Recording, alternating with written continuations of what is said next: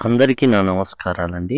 ఈ వీడియోలో మనం టెట్ ఎగ్జామ్ ఏదైతే ఫిబ్రవరిలో జరిగిందో 2024 ఫిబ్రవరి 28 ఉదయకాలపు టెట్ ఏదైతే ఎగ్జామ్ జరిగిందో దాని పేపర్‌ని మనం ఇంగ్లీష్ చూస్తున్నాం. వీటికి సంబంధించి టోటల్ ఇప్పుడు డిఎస్సి జరగబోతుంది. దానికి సంబంధించి టోటల్ సిలబస్ పీసీవీ ఇంగ్లీష్ hgt.blogspot.com. స్కూల్ అసిస్టెంట్‌కి ప్రిపేర్ అవుతుంటే హెచ్‌జిటి బదులు ఎస్ఏ రాస్తారు. టీజీటీ అయితే టీజీటీ, పీజీటీ అయితే పీజీటీ. ఈ విధంగా నోట్ చేసుకోండి.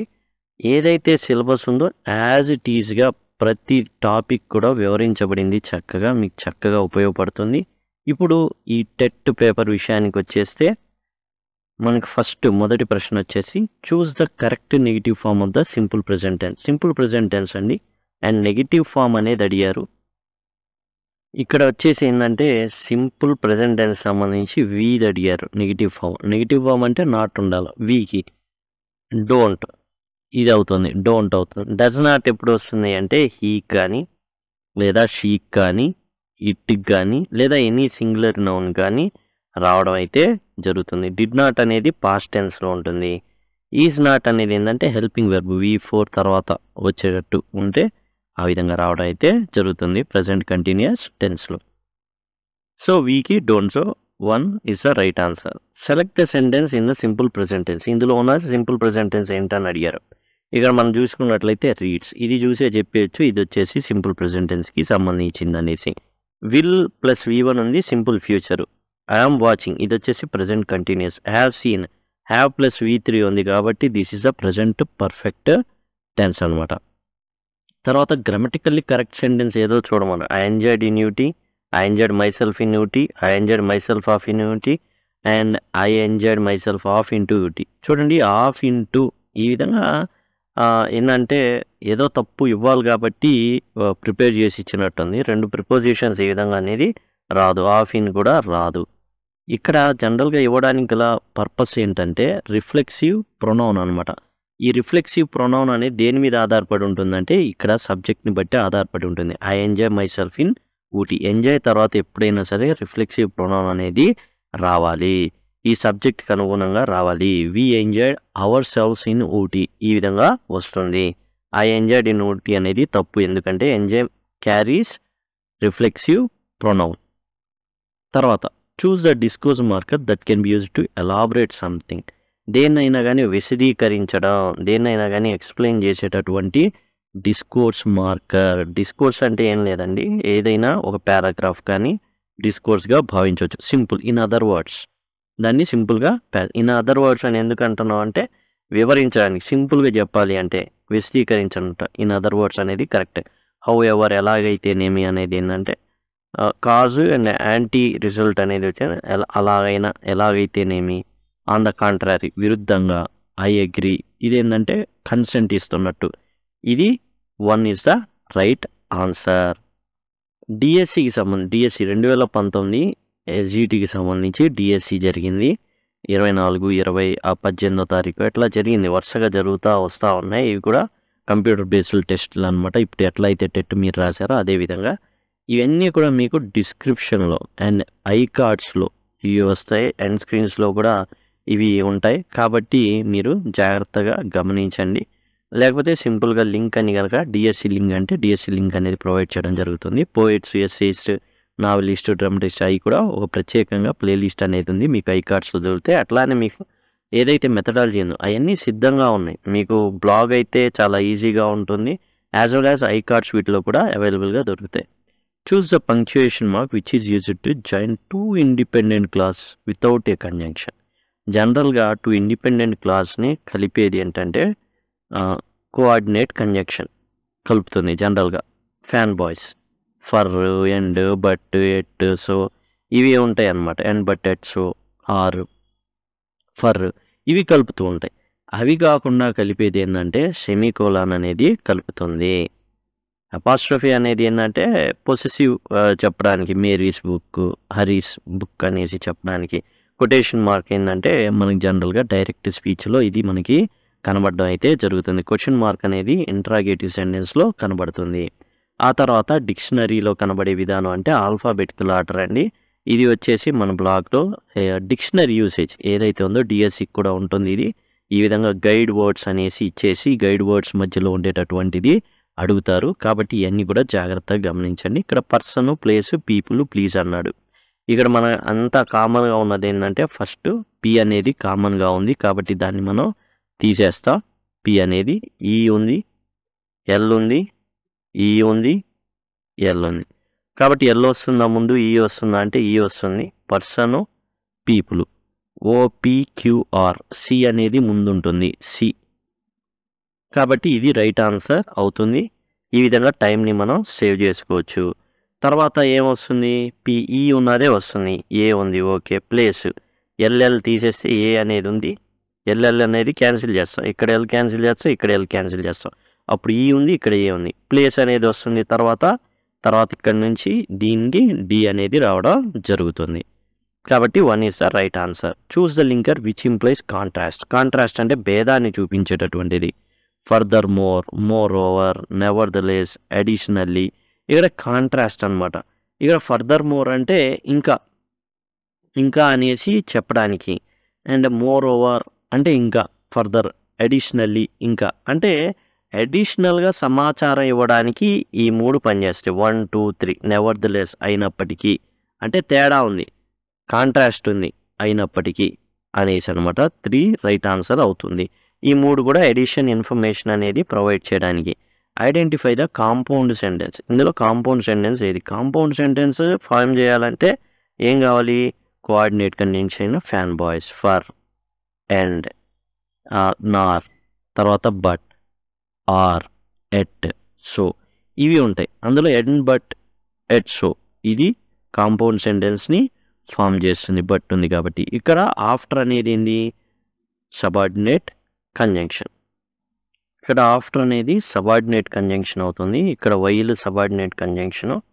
ఇక్కడ ఇది కూడా ఏంటంటే వేర్ అనేది కూడా ఆ విధంగానే సబార్డినేట్ కంజంక్షన్గా పనిచేస్తుంది. ఇక్కడ మనం చూసే సబార్డినేట్ కంజంక్షన్లు. సో ఈ 3 కూడా కాంప్లెక్స్ అవుతాయి, ఇదొక్కటే కాంపౌండ్ అవుతుంది. So 1 is the right answer. తర్వాత 60. One of the following is not an interjection. Interjection అంటే ఆశ్చర్యార్థకాలు ఉంటాయి. వావ్, హుర్రే, బ్యూటిఫుల్ అంటే అన్నాను, ఔచ్ అంటే నొప్పి కలిగినప్పుడు సడన్గా ఎవరో పిన్నీస్తో కూర్చోరు, ఔచ్ అంటాం. సో ఈ 3 వచ్చేసి ఇంటర్జెక్షన్స్ మనకు కనబడుతున్నాయి. ఇక్కడ ఆశ్చర్యార్థకాలు ఉన్నాయి. బ్యూటిఫుల్ ఒక్కదానికే లేదు.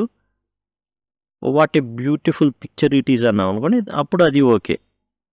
కానీ ఇక్కడ మాత్రం కాదు, 3 అనేది ఇంటర్జెక్షన్ కాదు.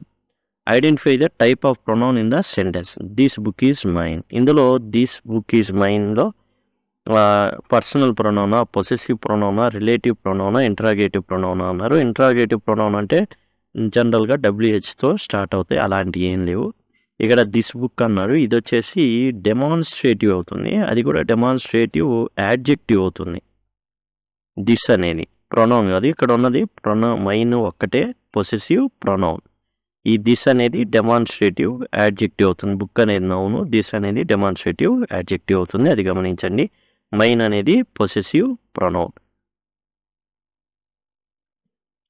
చూస్ the meaning of phrasal verb take after. Take after అంటే ఏంటి? టు డిస్లైక్ సమ్వన్, అయిష్టపడ్డం. టు అవాయిడ్ సమ్వన్, అవాయిడ్ చేయడం. To resemble the inherit traits from a family అంటే పోలికలో ఉండడం. కొంతమంది ఉంటారు పిల్లలు, తండ్రి చిన్నప్పుడు ఎలా ఉన్నాడో అట్లా ఉంటారు, అది టేక్ ఆఫ్టర్ అంటే. He took after his father అంటే అచ్చంగా వాళ్ళ నాన్న ఎలా అయితే ఉన్నాడో అలా ఉన్నాడు రా, he took after his father, లేకపోతే he took after his grandfather. ఆ విధంగా ఆర్గ్యూ చేయడం ఉన్నా, ఇదేం కాదు, 3వది రైట్ ఆన్సర్ అవుతుంది. Choose type of sentence that express strong emotion. Strong emotion carry చేసేది ఎక్స్క్లమేటరీ సెంటెన్స్ ఒకటే. డిక్లరేటివ్ లేదా అసర్టివ్ ఏంటంటే ఇన్ఫర్మేషన్ పాస్ చేస్తుంది. ఇంపరేటివ్ ఏంటంటే రిక్వెస్ట్, ఆర్డర్ అనేవి ఉంటాయి. ఇంట్రాగేటివ్ అంటే క్వశ్చన్ వేయడం అనేది అవుతుంది. స్ట్రాంగ్ ఎమోషన్ క్యారీ చేసేది exclamatory sentence. I will have a cup of tea, my father said. My father said, అన్నీ సెడ్ ఇచ్చాడు, ప్రాబ్లం లేదు, అన్నీ దట్ ఇచ్చాడు, ఓకే. ఇప్పుడు my father said, my father అంటే ఐ అన్నాను, ఐ అంటే హీ అవుతుంది, హీ. విల్ కాస్త వుడ్ అవుతుంది. హ్యాడ్ అయింది, తప్పు. విల్గానే ఉంది తప్పు, విల్గానే ఉంది తప్పు. ఇది రైట్ ఆన్సర్ అవుతుంది. సింపుల్గా ఈ విధంగా చాలు, అన్నీ తెలియాల్సిన అవసరం లేదు. ఏది మారుతుందో తెలిస్తే చాలు. ఐ విల్ హ్యావ్ కాబట్టి I would have, sorry father కాబట్టి హీ అవుతుంది. విల్లు వుడ్గా మారుతుంది, పక్కనే హ్యావ్ ఉంది, ఏ కప్ ఆఫ్ టీ. తర్వాత చెక్ చేసుకుంటామని ఓకే అయితే అది ఆ విధంగా మనం చేయాల్సి ఉంటుంది. ఎలిమినేషన్ ప్రాసెస్ను ఈ విధంగా చిన్న మనం డిక్షనరీ దగ్గర టైం వేస్ట్ చేసుకోకూడదు. ఇలా మనం సింపుల్గా చేయాల్సి ఉంటుంది. Everyone dash finish reading a fairy tale. Fairy tale అంటే ఒక కథ అనేది చదవడం అనేది జరిగింది. ఎవ్రీ వన్ మనం జనరల్గా తెలుగులో తీసాం. ఎవ్రీ వన్ అంటే ప్రతి ఒక్కళ్ళు, ఒక్కొక్కళ్ళ గురించి మాట్లాడాలి. Every one every one has finished. ప్రతి ఒక్కరూ చదివారు అనేసి అనమాట. అంటే అందరూ కూడా కంప్లీట్ చేయడం అయితే జరిగింది, ప్రతి ఒక్కళ్ళు కూడా కంప్లీట్ చేశారు అనేసి హ్యాస్ వస్తుంది. Art of writing for news paper and magazines. News పేపర్కి మ్యాగజైన్స్కి రాసే వాళ్ళని ఏమంటారు? లిటరేచర్ అంటే జనరల్గా సాహిత్యం రాయడం. బయోగ్రఫీ అంటే ఆత్మకథలు, వేరే వాళ్ళవి రాయడం. ఆటోబయోగ్రఫీ ఆత్మకథలు. ఆర్టిస్ట్కి సంబంధించి ఆర్టిస్ట్రీ. జర్నలిజం అంటారు దాన్ని. న్యూస్ పేపర్లో జర్నలిస్ట్ అంటారు, తెలిసిందే అందరికీ. Choose the correctly spelled word. Magnificent. ఇక్కడ అయ్యి ఉండదండి దీంట్లో. మ్యాగ్నిఫిసెంట్ FI ఉంటుంది, అది తప్పే. ఈ దగ్గర అయ్యి ఉంటుంది. Magnificent, this is the right answer. 4 అనేది correct. 77. On Monday following mama's birthday 7 vent alone with her to the cleaning. ఇది వచ్చేసి ఏంటంటే 7th క్లాస్లో ఉన్నటువంటి టెక్స్చువల్ నుంచి తీసుకోబడింది. ఎలోన్కి సినానిమ్. ఎలోన్ అంటే ఒంటరిగా అనేసి synonym. Lonely, independently, together, isolated.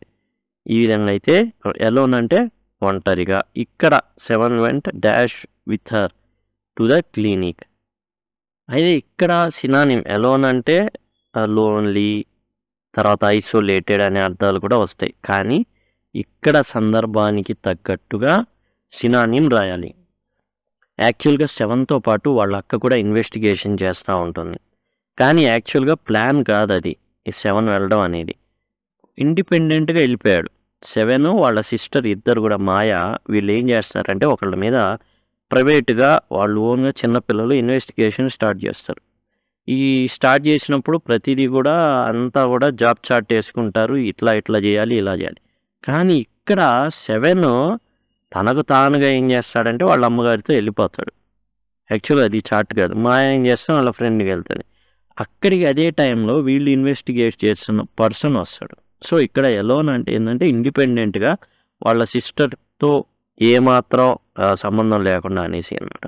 So independently ఇక్కడ సినానిమ్ అవుతుంది. Can't you recall anything someone else you know was also in Ranchi at that time. ఇది కూడా 8th క్లాస్కి సంబంధించి ఇవ్వబడింది పాఠంలో. రీకాల్కి సంబంధించి యాంటనిమ్ అనమాట. రీకాల్ అంటే గుర్తు చేసుకోవడం, ఫర్గెట్ అంటే మర్చిపోవడం, remember, reminisce, recollect same recall యొక్క సినానిమ్స్ అనమాట ఇవి. యాంటనిమ్ ఒకటి, అదేంటంటే forget. This is the right answer. English is described as a language of socialization only. Local schools of all states in India. Socialization, civilization, modernization, transportation.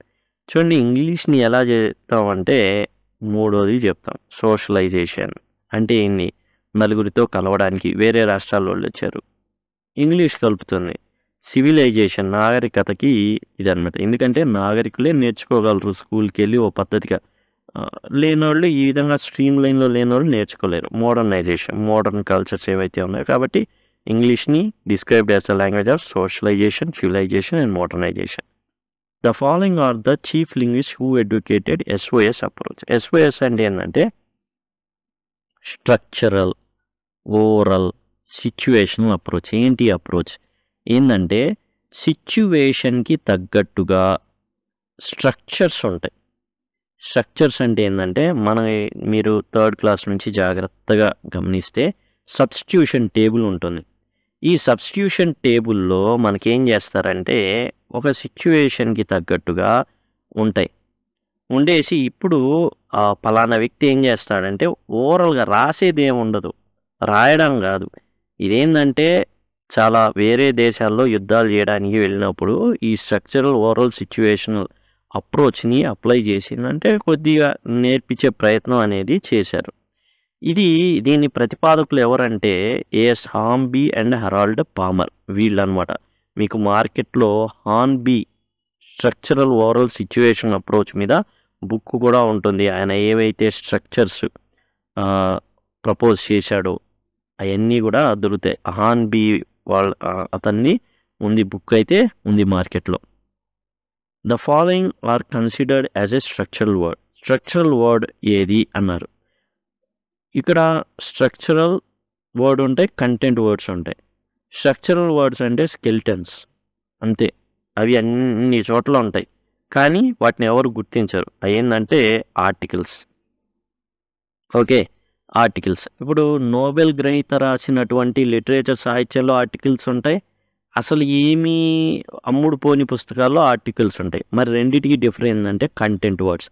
ఆ content words noun, adjectives, verbs అనేవి డిఫరెంట్గా ఉంటాయి.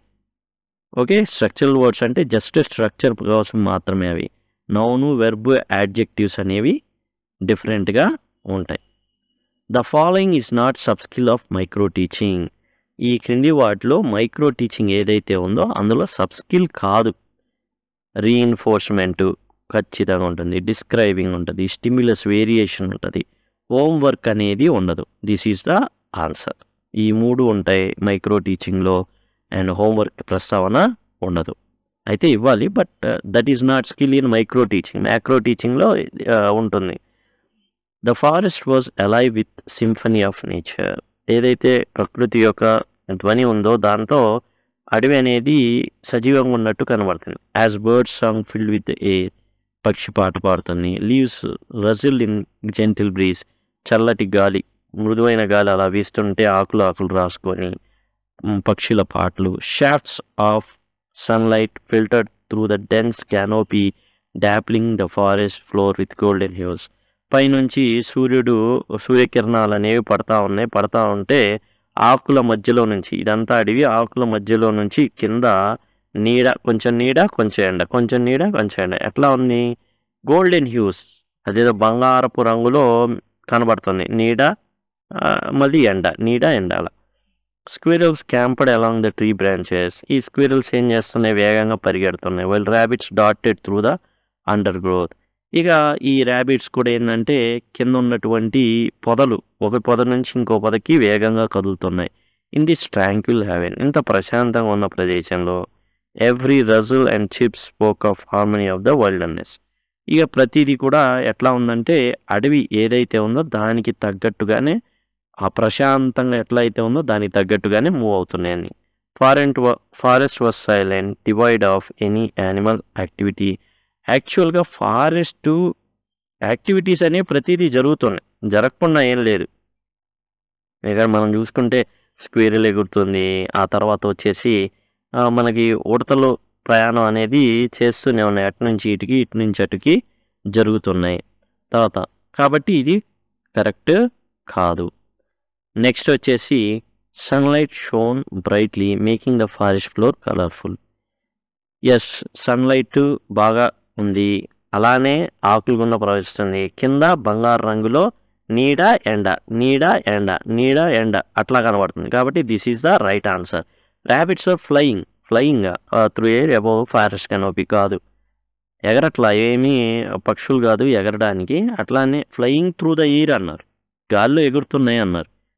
Rabbits ఎగరవు కదా, కాబట్టి ఇది తప్పు. Birds were absent from the first. కాదు, first మనకు అసలు చిర్పింగ్ ఆఫ్ బర్డ్ సాంగ్, అదిగండి బర్డ్సే లేకపోతే బర్డ్ సాంగ్ ఎలా ఉంటుంది? ఆబ్సెంట్ అన్నారు, కానీ కాదు, బర్డ్స్ ఉన్నాయి. కాబట్టి second is the answer. And next మనం చూసినట్లయితే సేమ్ కాబట్టి మన ప్రశ్నలకు వెళ్ళిపోదాం. Squirrels were swimming in a near by river ప్రస్తావన లేనే లేదు, అలాంటి ఉడతలు స్విమ్మింగ్ చేస్తున్నాను. Forest was divide of any sunlight. కాదు, సన్లైట్ అనేది ఉంది. డివైడ్ ఆఫ్ అనేది ప్రతి ప్రశ్నలో వాడాడు నీటికి సంబంధించి. సన్లైట్ ఉంది కాబట్టి ఇది తప్పు. Leaves are falling from trees creating a carpet of green on the forest floor. ఇక్కడ మనకి ఎక్కడా కూడా ఆకులన్నీ విడిపోయి కింద పరుపులాగా పరుచుకున్నాయి అనేసి ఎక్కడ ఇవ్వాల, కాబట్టి ఇది కూడా తప్పు. Every sound in the forest contributed to its peaceful ambience. Yes correct. ప్రతి శబ్దం, పక్షుల కిలకిల రావాలు కానివ్వండి, ఉడతలు పరిగెత్తడం కానివ్వండి, ఆ తర్వాత కింద కుందేళ్లు తిరగడం కానివ్వండి పొదల చాటున, ప్రతిదీ కూడా ఎట్లా ఉంది అంటే ప్రశాంతమైన వాతావరణానికి తగ్గట్టుగానే వెళ్తుంది. Next 85. In bilingual method difficult words are better translated into mother tongue. Bilingual method already చెప్పుకున్నాం. డాట్సన్ దీన్ని ప్రతిపాదించడానికి మెయిన్ కారణం ఏంటంటే ఇది కూడా డైరెక్ట్ మెథడ్ యాక్చువల్గా. కానీ ఎక్కడైతే మనకి కష్టంగా ఉంటుందో టైం వేస్ట్ కాకుండా ఆ పదాలను ఏం చేస్తారంటే ట్రాన్స్లేట్ చేసేస్తారు. సపోజ్ ఏనుగు అని చెప్పాలి, elephant. Ma'am what is elephant అన్నారు. Elephant. Do you go to zoo? Which animals do you see there అని చెప్పి వాడు రకరకాల యానిమల్స్ చెప్తూ ఉంటాడు. Don't you see big animal with tall and long ears, trunk, ఇట్లా చెప్పాలా. పిల్లోడికి 10 డౌట్లు వచ్చినాయి అనుకోండి డైరెక్ట్ మెథడ్లో, ఆ 10 డౌట్లు క్లియర్ చేయడానికే క్లాస్ అయిపోతుంది. కాబట్టి ఇక్కడ ఏం చేశాడంటే డాట్సన్ ఏమని చెప్పడం జరిగిందంటే బైలింగ్వల్ మెథడ్లో ఏదైతే కొన్ని పదాలు ఉన్నాయో వాటిలో ఇచ్చేయండి. ఎందుకని అంటే to save time, to make learners happy, to confuse the learners అనేది కరెక్ట్ కాదులే. కానీ హ్యాపీ అవుతారు, but it is not. Happy అవ్వడం అవ్వకపోవడం అనేది కరెక్ట్ కాదు. To develop a foreign language కానే కాదు. ఇక్కడ టు డెవలప్ మదర్ టంగ్ అంటే అది కూడా కన్సిడర్ కాదు, టు సేవ్ టైం అనమాట. చెప్పుకున్నాం కదా 10 డౌట్లు వచ్చినాయి అనుకోండి, ఏనుగు గురించే చెప్పాలి అంటే ఎలా చెప్తాడు? పిల్లవాడికి బ్యాక్గ్రౌండ్ నాలెడ్జ్ చాలా తక్కువగా ఉంటుంది. సరే జూకి వెళ్ళాడు అనుకుందాం, ఇవన్నీ చెప్పు, లాంగ్ ఇయర్స్, బిగ్ ట్రంక్, ఇంకా శబ్దం చేయాలా అట్లా అనేది ఏది అని. కాబట్టి ఇంత టాలెంటెడ్గా ఉంటే ఓకే, కానీ ఈ శబ్దం చేశాను అనుకోండి ఓ సంథింగ్, అంత టాలెంటెడ్గా టీచర్ ఉండాలి కదా, మిమిక్రీ ఆర్టిస్ట్ కూడా అయి ఉండాలి. అదే చెప్తాడు బైలింగ్వల్ మెథడ్లో ఒక టాలెంటెడ్ స్కిల్డ్ టీచర్ కనుక లేకపోతే ఏమవుతుంది అంటే ఈ bilingual method grammar translation method అయిపోతుంది. కాబట్టి ఇక్కడ ఏంటంటే బైలింగ్వల్ మెథడ్ చెప్పేటటువంటి టీచర్ ఎట్లా ఉంటుందంటే ఖచ్చితంగా స్కిల్డ్ అయి ఉండాలి. Okay. Silence is use as a tool in the following method. Bilingual మెథడ్లో సైలెన్స్కి ఉండడం ఏముండదు, చెప్తానే ఉంటారు. డైరెక్ట్ మెథడ్లో చెప్తానే ఉంటారు. కమ్యూనికేషన్ మెథడ్లో అంటే మాట్లాడకూడదు, దీంట్లో ఉండదు. ఇక మిగిలింది సైలెంట్ వేస్ అన్నారు కాబట్టి this is the right answer. He is dash down for a few days. Option అనేది ఏది అంటే ఆఫ్. అసలు ఇలాంటి పదాలు ఎప్పుడు కూడా ఇంగ్లీష్ చరిత్రలోని ఇలా వాడలేదు. ఆఫ్లు, ఇంటూ ఆఫ్లు. Out of town. Is out of town for few days. 3. Noun clauses can function. Noun clauses ఎలా పనిచేస్తాయి అంటే నౌన్ లాగే పనిచేస్తాయి విత్ ఇన్ సెంటెన్స్. ఇంకో విషయం ఏంటంటే నౌన్ క్లాస్ని తీసేసి ఒక నౌన్ని రీప్లేస్ చేయొచ్చు, ఒక నౌన్ని తీసేసి నౌన్ క్లాస్ని రీప్లేస్ చేయొచ్చు. యాడ్జెక్టివ్స్ ఇవన్నీ కుదరవు. నౌన్ క్లాస్ బదులు నౌన్ని రీప్లేస్ చేయొచ్చు, అలానే నౌన్ బదులు నౌన్ క్లాస్ని కూడా పెట్టచ్చు. You need not worry about it. దాని గురించి అసలు వరీ అనేది అవ్వద్దు అనేసి చెప్పడం అయితే ఉంది. ఏంటది? పాసిబిలిటీయా, నెగేషన్ ఆఫ్ నెసెసిటీయా, కండిషనల్ పాసిబిలిటీయా, పొలైట్ రిక్వెస్టా? ఇక్కడ మనం చూసినట్లయితే పాసిబిలిటీ అంటే ఇట్ మే రెయిన్ పాసిబిలిటీ అవుతుంది, అలాంటిది ఏం కాదు. కండిషనల్ పాసిబిలిటీ అంటే ఇఫ్ ఏదైతే ఉందో కండిషనల్, ఇఫ్ ఇట్లాంటివి వస్తే కండిషనల్. పొలైట్ రిక్వెస్ట్ అంటే ప్లీజ్ అనేది మెయిన్, కుడ్ యూ ప్లీజ్ కానీ అట్లాంటిది. నెగేషన్ ఆఫ్ నెసెసిటీ అనేది రైట్ ఆన్సర్ అవుతుంది. You need not worry about it. దాని గురించి పెద్దగా పట్టించుకోవద్దు, అంత సవ్యంగా జరిగింది అనేసి. One of the following is not use of indefinite article. Definite article అంటే ద, ఇండెఫినిట్ ఆర్టికల్ అంటే ఏ అండ్ యాన్. ఇందులో నాట్ ఏ యూస్ వాడరు దానికి సంబంధించి. Introducing a singular common noun. Yes, ఖచ్చితంగా singular common noun. Once upon a time there was a king, there was a boy, వాడతాం, ఖచ్చితంగా వాడతాం. కాబట్టి ఓకే, ఇది వాడతాం. రిఫరింగ్ టు స్పెసిఫిక్ గ్రూప్స్, దీనికి వాడమండి ఏ అని. Quantities of 1 before singular countable nouns ముందు కూడా వాడతాం. ఏ అని వాడతాం, క్వాలిటీస్ ఆఫ్ వన్ వాడతాం, ఏ గుడ్ మ్యాన్, ఇట్లాంటివి వాడుతూ ఉంటాం. రిఫరింగ్ టు స్పెసిఫిక్ గ్రూప్స్ ఖచ్చితంగా దీనికి ఏం వాడతాం అంటే ద వాడతాం. ద రిచ్ అంటే the group of rich, the poor అంటే ద గ్రూప్ ఆఫ్ పూర్ అనేసి అనమాట. కాబట్టి ఇది ఆన్సర్ అయితే అవుతుంది. ఇదండి టోటల్గా మీకు I cards, end screens as well as blog ప్రతిదీ కూడా మీ సక్సెస్ కోసం అవన్నీ కూడా ఉపయోగపడతాయి. కాబట్టి దయచేసి గమనించండి. Thanks a lot.